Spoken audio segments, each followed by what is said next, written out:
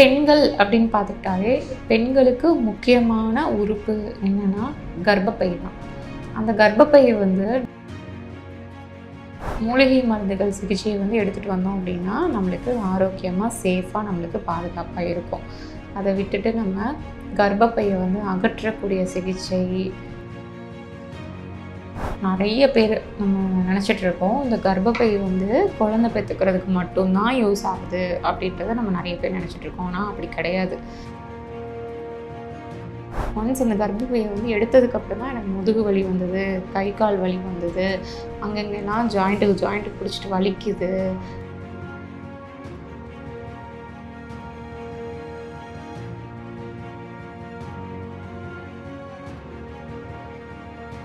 வணக்கம்.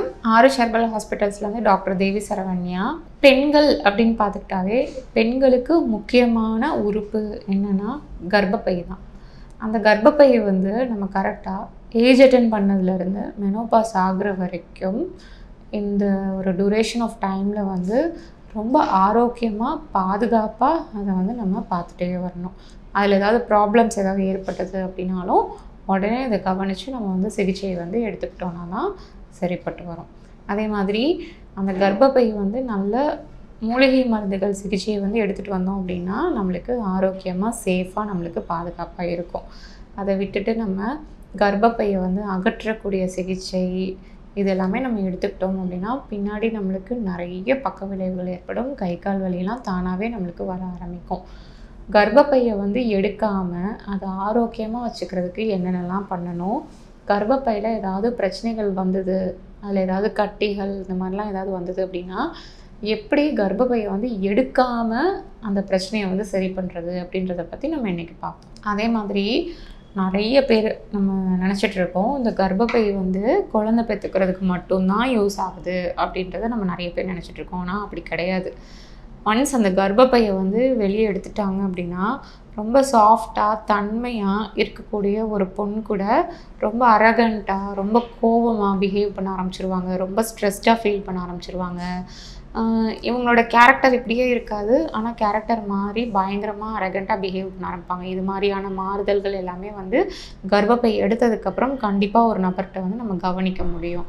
அதே மாதிரி கர்ப்பப்பை எடுத்ததுக்கப்புறம் பார்த்திங்கன்னா நிறைய பேர்த்துக்கு முதுகு வலி வந்துருச்சு. அதுக்கு முன்னாடி வரைக்கும் எனக்கு எந்த பிரச்சனையும் இல்லை.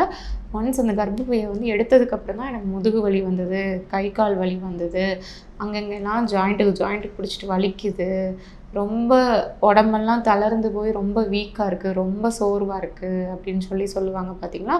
அது எல்லாமே கர்ப்பப்பை எடுத்ததுக்கப்புறம் நிறைய பெண்கள் இதை ஃபேஸ் பண்ணுவாங்க.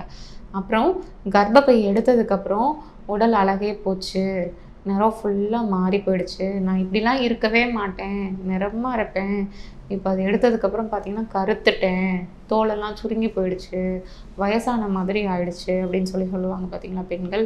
இது எல்லாத்துக்குமே காரணம் என்னென்னா, அதே மாதிரி இந்த கர்ப்பப்பையை வந்து எடுத்ததுக்கப்புறம் பார்த்திங்கன்னா நிறைய நோய்கள் வந்து உள்ளுக்குள்ளே வர ஆரம்பிச்சிடும். டிஸ்க் பல்ஜு, ப்ரொட்ரூஷன், அந்த மாதிரி நிறைய கை கால் வலி, முதுகு வலி, இடுப்பு வலி எல்லாமே நம்மளுக்கு வர ஆரம்பிச்சிடும். எதனாலனா நம்மளுக்கு அந்த ஹார்மோன்ஸ் வந்து நம்மளுக்கு வேரியேஷன்ஸ் இருக்கிறதுனால.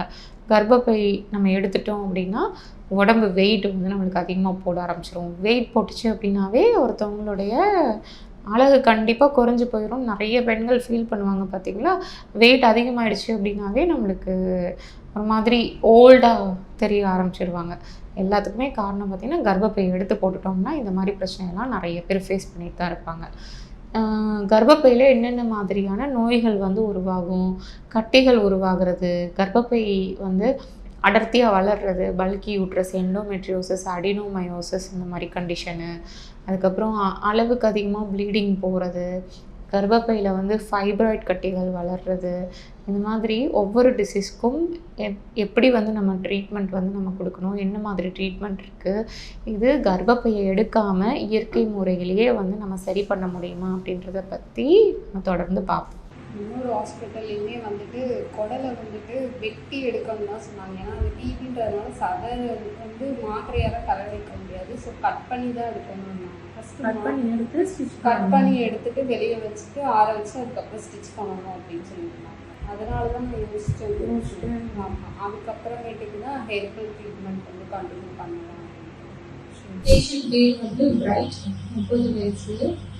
அவங்களுக்கு என்ன பிரச்சனைனால வந்திருக்காங்க அப்படின்னா, மோஷன் போகல அப்படின்னா அவங்களுக்கு வயிறு வலிக்கும், மோஷன் போகிறப்பையும் வயிறு வலிக்கும். பீரியட்ஸ் டைம்லையும் ஒவ்வொரு பீரியட்ஸ் டைம்லையும் பயங்கரமான பெயின் வந்து இருக்கும், எல்லா நேரமே பெயின் இருக்கும், ரொம்ப டயர்ட்னஸ் இருக்கும், பாடி ஹீட் அதிகமாக இருக்கும். இதோட சேர்ந்து ஓவரியில் வந்து 7 சென்டிமீட்டர் அளவில் 7 8 சென்டிமீட்டர் அளவில் வந்து சிஸ்ட் இருக்கு. டிவி ஆல்ரெடி அட்டாக் ஆகிறதுனால அதனால நிறைய மருந்து மாத்திரைகள் எடுத்ததன் காரணமாக அவங்களுக்கு குடல் வந்து சுருங்கிடுச்சு. குடல் சுருங்கி சரியான மோஷன் போகாமல் வயிறு விட்டு வயிறு வலிக்க ஆரம்பிச்சிருச்சு. அப்போ இவங்களுக்கு வந்து ஸ்கேனில் வந்து கொடுத்துருக்காங்க long standing chronic and musical junction terminal ileum stricture causing chronic small bowel obstruction அப்படின்னு கொடுத்துருக்காங்க. அதோட சேர்த்து சிலிக்கான் அப்ளஸ் புல்ட் அப். இந்த பிரச்சனை இருக்கிறப்போ அவங்களுக்கு வந்து வயிறு வலி, வயிறு விசும், சரியான மோஷன் போகாம பயங்கரமா ரொம்ப டயர்டாக இருக்காங்க. இந்த ப்ராப்ளம் என்னன்னா அவங்களுக்கு அந்த ஸ்ட்ரிக்சர் இருக்க பகுதியை மட்டும் வெட்டி எடுத்து குடலை வந்து சேர்த்து யூஸ் பண்ணி வைக்கிற சர்ஜரி பண்ணணும், இது தவிர வேற ஆப்ஷனே இல்லை அப்படின்னு சொல்லி அனுப்பிச்சிருக்காங்க. அப்படிப்பட்ட பேஷண்ட் ஆர் சைபர் ஹாஸ்பிட்டல்ஸ்ல வந்து ட்ரீட்மெண்ட் எடுத்ததுக்கு அப்புறமா மோஷன் நல்லா போகுது, பீரியட்ஸ் டைம்ல வந்து அவங்களுக்கு பெயின் இல்லாமல் இருக்கு, மோஷன் போகிறப்பையும் வலி இல்லாமல் இருக்கு, வயிறு பிசுமா இல்லாமல் நார்மலா இருக்காங்க. அந்த ஸ்ட்ரிக்சர் எல்லாமே அவங்களுக்கு எந்த ஒரு பிரச்சனையும் இல்லை. இப்போ ஹெல்த்தியா நல்லா ஆரோக்கியமா இருக்காங்க. இப்போ irregular periods 3 மாசத்துக்கு ஒருக்க அப்படி வந்துட்டு இருக்குது. இப்போ 2 months ஒன்ஸ் நம்மளுக்கு வர ஆரம்பிச்சு. அதனால என்ன வாரம் அப்படி இல்லாமல் பீரியட்ஸ் வந்துச்சு. இது இப்போ மோஷன் போகிறது டைட்டாக இருக்குது, irregular மோஷன் போகிறது அதுவும் நம்மளுக்கு நார்மலாகிடுச்சு. அப்புறம் பீரியட்ஸ் அப்போ வலி இருக்கிறதும் இந்த அளவு பீரியட்ஸ் அப்போ பெயின் இல்லை. ஃபர்ஸ்ட் டே மருந்து எடுத்து